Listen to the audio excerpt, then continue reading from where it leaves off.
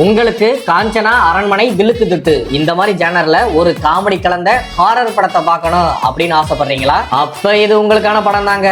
2026ல release ஆன ராக்காசா.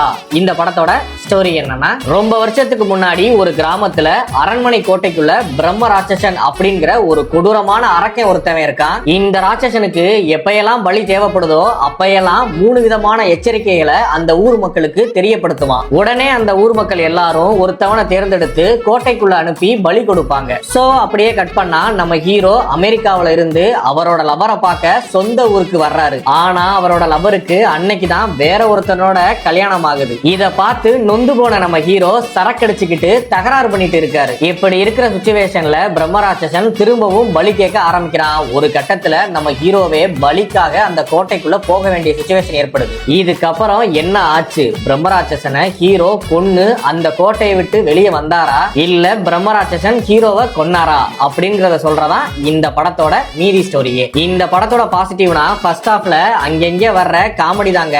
மத்தபடி இந்த படத்துல பெருசா சொல்றதுக்கு வேற எதுவும் இல்ல. நீங்க எந்த ஒரு எதிர்பார்ப்பும் இல்லாம சும்மா டைம் பாஸுக்கு ஒரு படத்தை பார்க்கணும் அப்படின்னு ஆசைப்பட்டீங்கன்னா இந்த படத்தை பாருங்க, ஓகேவா இருக்கும். இந்த படம் நெட்ஃபிளிக்ஸ்ல தமிழ்ல இருக்கு. இந்த மாதிரி மூவி அப்டேட்ஸுக்கு நம்மளுடைய சேனலை ஃபாலோ பண்ணிருங்க.